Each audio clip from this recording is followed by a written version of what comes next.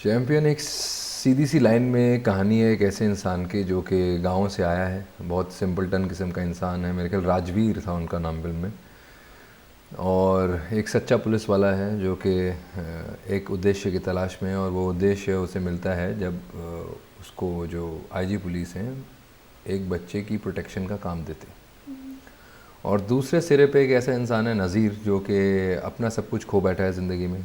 उसके माता पिता दीदी, एक्चुअली पिता सुसाइड करते हैं और इसको भी शूट कर देते हैं और ये कोमा में चले जाता है, और as fate would have it ये बच जाता है और बाकी सब लोग मर जाते हैं। एक ऐसा आदमी जो सब कुछ गवा बैठा है, तो उसका एक ही उद्देश्य है कि जो सरनेम है जिस इंसान का, जिस वजह से इसके पिता ने ऐसा ऐसा किया है, उस सरनेम को इरेडिकेट करना। और उसके इरेडिकेशन में पहला कदम होता है कि वो एक बॉम्ब लगाता है एक ऐसी फ़्लाइट के अंदर, प्राइवेट फ़्लाइट के अंदर, जिसमें इस बच्चे अब्बास के माता पिता जा रहे हैं, जो कि दीपक पराशर और दूसरी एक्ट्रेस का नाम इस वक्त ध्यान नहीं, उनको पहले तो हटाता है रास्ते से। उसके बाद अब्बास को इरेडिकेट करना या समाप्त करना या उसकी ज़िंदगी लेना इसकी लाइफ का मकसद है। और उधर राजवीर का मकसद ये है कि उस बच्चे को किसी भी हाल में इस इंसान से बचाना। तो एक cat and mouse kind of one line था, इस तरह का कुछ सब्जेक्ट है। ओके, तो ये आपकी पहली फिल्म थी और रोल भी it is very important, plus it is a negative role and you playing a psychopath, so थोड़ा सा इसके बारे में। फिल्म एक्चुअली टेक्निकली मेरी दूसरी थी। पहली फिल्म का नाम था 10, जो कि शेल्व हो गई थी इस वजह से कि मुकुल आनंद साहब का देहांत हो गया था एक हार्ट अटैक की वजह से। और सबसे पहली हिंदी फिल्म की जो शूटिंग करी थी वो मैंने 10 के लिए किया था, 40 दिन न्यूटा सॉल्ट लेक सिटी में। और ये दूसरी फिल्म थी जो कि मिली मुझे इस तरह से कुछ कि मैं एक्टिंग स्कूल में था, किशोर नमित कपूर अकेडमी में। तो वहाँ पर एक लड़का था जतिन, जो कि खुद उस एक्टिंग स्कूल का हिस्सा था। और जब हमारे कोर्स का आखिरी दिन था तो उसने मेरे से मेरा नंबर लिया था, और उसके 1 या 2 दिन बाद उसका फ़ोन आ गया था कि भाई ये फ़लाँ फिल्म बन रही है और इस किस्म का रोल है। तो मुझे अंदर से एक्चुअली हैरानी ये हुई कि भाई तू क्यों नहीं कर लेता वो रोल, अगर फिल्म बन रही है तो भी तो मेरे साथ एक्टिंग स्कूल में था। तो वहाँ मुझे पता लगा कि जतिन जो है वो, उसके पिता एक प्रोड्यूसर हैं सुजीत कुमार जी, और इस फिल्म के डायरेक्टर होने वाले थे पदम कुमार साहब। उनकी पहली हिंदी फिल्म थी ये। उससे पहले वो लिखते थे हिंदी फिल्मों के लिए, और उससे पहले कैमरा के पीछे थे साउथ में, और बहुत अच्छे और कमाल के टेक्नीशियन हैं। तो वहाँ से ये सिलसिला जारी हुआ और मैं पद्दू जी से मिला, उन्होंने अप्रूव किया। इधर मिला मैं सुजीत कुमार साहब से, तो सब कुछ फाइनल हो गया। And I actually started shooting for it after 40 days of shooting already in my kitty. और जो पहला स्केड्यूल था इसका वो हुआ था रामोजी फिल्म सिटी में, और उस दौरान मेरे ख्याल से हमारा दूसरा फिल्म यूनिट था जो कि रामोजी में शूटिंग करने आया था। पहले यूनिट में भी मेरे भाई उस यूनिट का हिस्सा थे। वो एक फ़िल्म थी किला, उमेश मेहरा जी की, जिसमें मुकुल और दिलीप कुमार साहब और वो सब लोग फर्स्ट टाइम फिल्म सिटी में शूटिंग करने गए थे, हिंदी फिल्म यूनिट। और फिर सेकंड यूनिट हमारा था 98 में इसकी शूटिंग शुरू हुई, और सन 2000 दिसंबर 22 को ये फिल्म रिलीज़ हुई। तो बहुत लंबा एक वेट था और काफ़ी फ्रस्ट्रेटिंग वेट था, क्योंकि ज़ाहिर है पहली फिल्म में अगर 2.5 साल लग जाएं तो थोड़ा आदमी निराश हो जाता है। और साइकोपैथ रियली तो नहीं कहूँगा मैं उसे, क्योंकि दिमाग तो काम करता था उसका, और कहीं कहीं वो एक certain amount of eeriness and craziness इसलिए थी उस किरदार में क्योंकि वो अपना सब कुछ गवा बैठा था ज़िंदगी में। तो वो ये चाहता था कि एक बहुत ही नेगेटिव मकसद हुआ ना लाइफ का कि भाई किसी की जान लेनी है, और उस मायने से वो नेगेटिव था, मगर एक हिसाब से पॉजिटिव था अपने नज़रिए से देखे तो, क्योंकि जिस प्रेशर की वजह से उसके पिता का देहांत हुआ था वो दूसरी फैमिली उसके लिए रिस्पॉन्सिबल थी। तो इस किस्म का कुछ अजीब सा कुछ रोल था, मगर बहुत अच्छा रोल था, स्ट्रॉन्ग रोल था। और सब ने मेरे साथ बहुत कोऑपरेट किया। सनी भैया ने बहुत कोऑपरेट किया, क्योंकि मेरे से कुछ होता नहीं था और बहुत फ्रस्ट्रेट करता था उन्हें मैं सेट्स में कई बार, क्योंकि एक सिंपल शॉट में जिस तरह एक्शन में फॉर एग्जांपल उन्होंने तो पता नहीं कितनी अनगिनत फिल्में एक्शन कर चुके थे, और मेरी पहली फिल्म, ऊपर से एक वो नर्वसनेस स्लाइटली होती है कि यार सामने सनी देओल है। तो काम होगा ठीक तरह से नहीं होगा। एक्शन डायरेक्टर भी बहुत माहिर थे अपने काम में, टीनू वर्मा, वो तब तक काफ़ी अवार्ड्स एक्शन के लिए ले चुके थे हर साल, उन्होंने मेरी बहुत हेल्प करी। एक लड़का था बबलू, इस वक्त तो वो स्टडी कैम ऑपरेटर है, उस वक्त he is related to Tinu actually, he is his cousin I think. So he helped me a lot and everybody was basically very helpful and I remember एक सीन में मैं अटक गया था और बहुत इंपॉर्टेंट सीन था और इनफैक्ट एंड में पूरे यूनिट ने ताली बजाई थी उसमें। और वो कुछ ऐसा है कि इंसान अपने आप से बात करता है असाइलम के अंदर and he ends up breaking the glass and banging his head on the glass और बहुत फ्रस्ट उसका एक अटेम्प्ट बेसिकली बच्चे को मारने का फेल हो गया। वहाँ पे एक लड़का था थिएटर का, पंकज उसका नाम है, तो वो मुझे अलग से ले गया था और मुझसे बहुत एक्सरसाइज करवाई थी, खुल के करवाई थी, कराता गया था। हम कोने में जाके एक रिहर्सल करी हमने, 8-10-15 बार रिहर्सल करी। उसके बाद आए पहला शॉट ओके, मगर पहला शॉट ओके हुआ, मगर फिर वो कैमरामैन कह रहा था कि यार अगर ये ग्लास के बीच में मिल जाए मुझे राहुल, जहाँ से ग्लास टूटा था आधा राहुल एक तरफ दिख रहा था, आधा तो एक डिस्टॉर्शन था इमेज में। तो पद्दू जी क्या चाह रहे थे कि जहाँ से कांच टूटता है, अगर जहाँ से टूटे उसके बीचों बीच एक हिस्से में ही राहुल का फेस मिल जाए तो बहुत अच्छा होगा। तो 3-4 शीशे टूटे eventually before we could get a take, जो कि एक परफेक्ट टेक मिला इस हिसाब से कि मेरा जो चेहरा था एंड में वो ग्लास के आंखें दोनों की दोनों एक ही हिस्से के अंदर, जब एक कांच को तोड़ेंगे तो कई हिस्से होते हैं उसके, तो वो एक ही हिस्से में कुछ चेहरा समा सा गया और वो देखने में ज़्यादा बेहतर लग रहा था।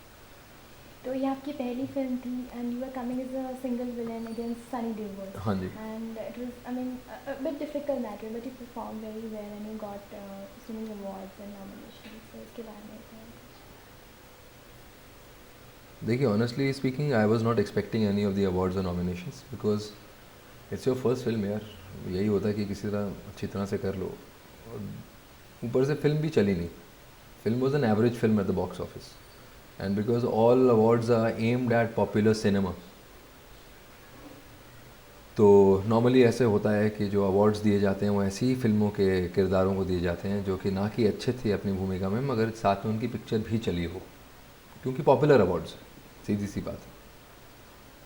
तो बट तो भी मुझे याद ध्यान है 3 अवार्ड्स अलग अलग फंक्शन में मुझे अवार्ड मिला था और हर अवार्ड फंक्शन में 2-2 नॉमिनेशंस थे। एक था बेस्ट न्यू कमर के लिए, उस साल एक बहुत ही कमाल के एक्टर हमारी इंडस्ट्री में आए थे, उनका नाम है ऋतिक रोशन। सारे न्यू कमर अवार्ड्स उनको मिले थे and fully deservingly so and in fact more so, he should have got best actor according to me that particular, he was outstanding. And दूसरा नॉमिनेशन जो मिले थे वो मिले थे best actor in a negative role. So the industry was supportive, the media was very supportive, because उस वक्त तक मॉडल्स को बड़ा प्लास्टिक सा कुछ माना जाता था कि यार ये तो एक्टिंग, हिंदी तो भूल ही जाओ, हिंदी तो आती नहीं शायद इन लोगों को, पता नहीं क्यों, या तो हम लोगों की शक्लों पे लिखा है कि शायद हम अनपढ़ हैं या हमें हिंदी नहीं आती है या क्या वजह है उस बात की, मगर everybody was supportive. So film fair में 2 नॉमिनेशन मिले थे,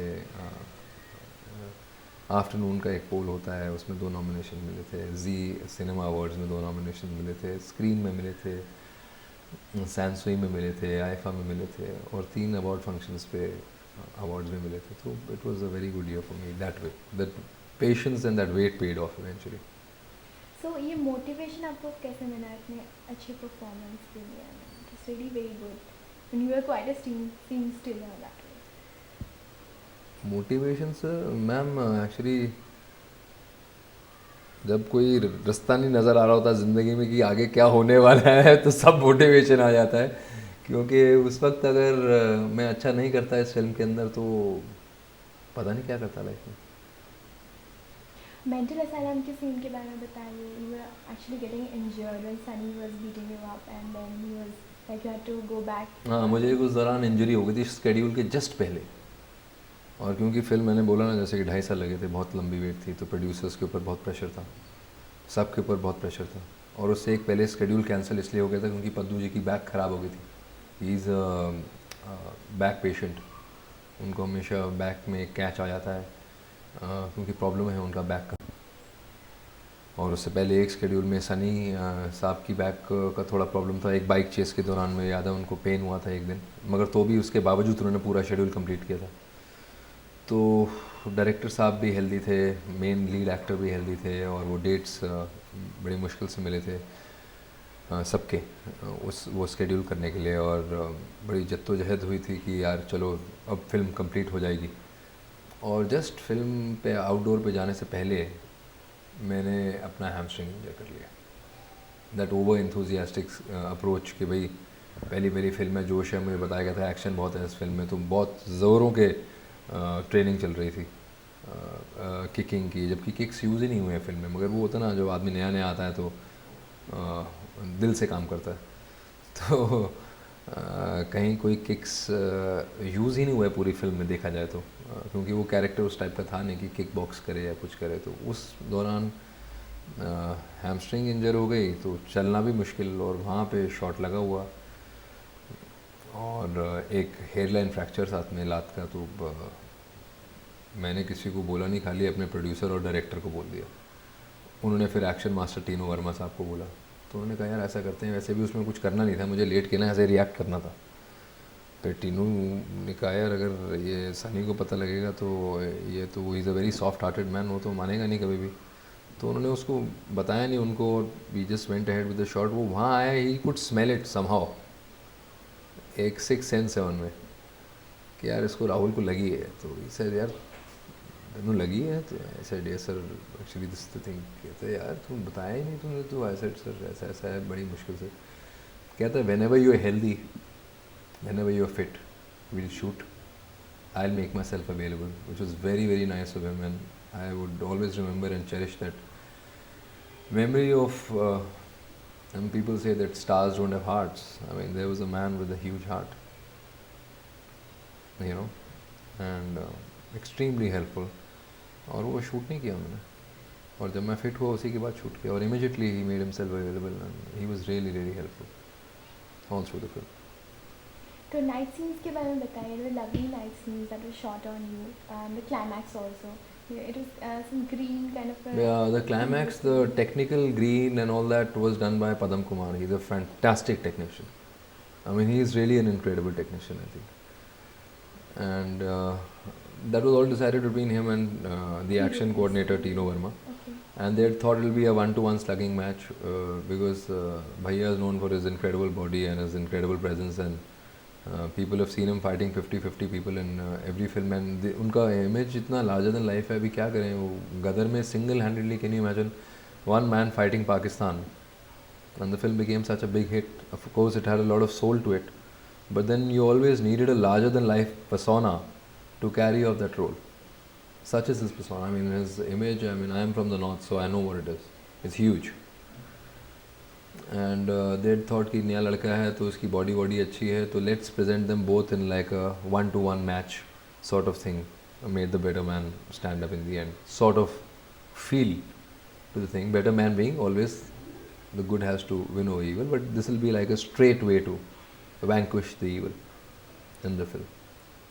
तो बच्चा वहाँ बेहोश और दोनों लड़ते हैं, और in the end good wins over evil. और it was shot at helipad.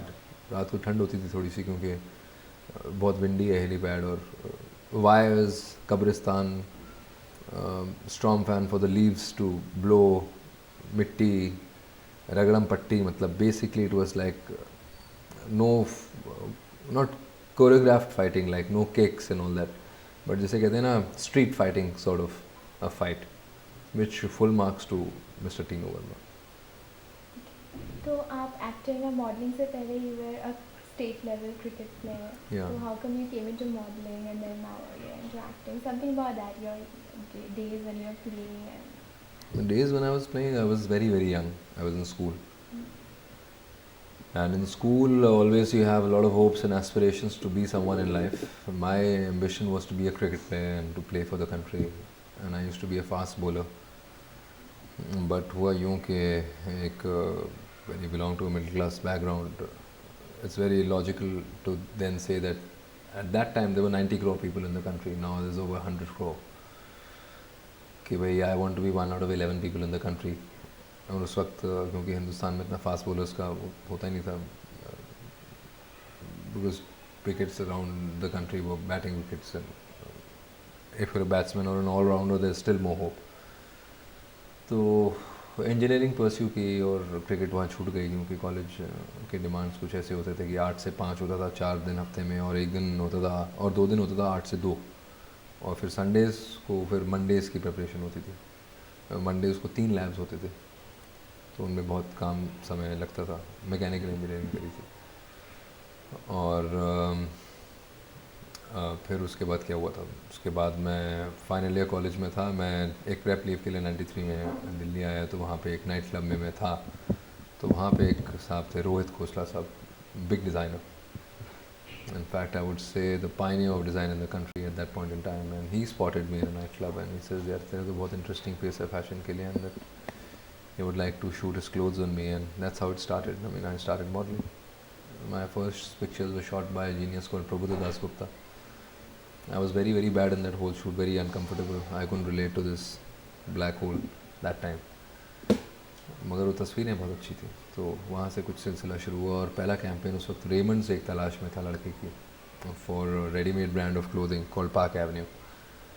और उस समय पे अतुल कसबेकर, जो कि आज द अतुल कसबेकर हैं, वो एक नया नया अपना फोटोग्राफी का कोर्स करके आए थे ब्रुक्स से, जो कि अमेरिका में है। एंड उन्होंने यूज़ किया उनको और मुझे साथ में, और the results were really fantastic.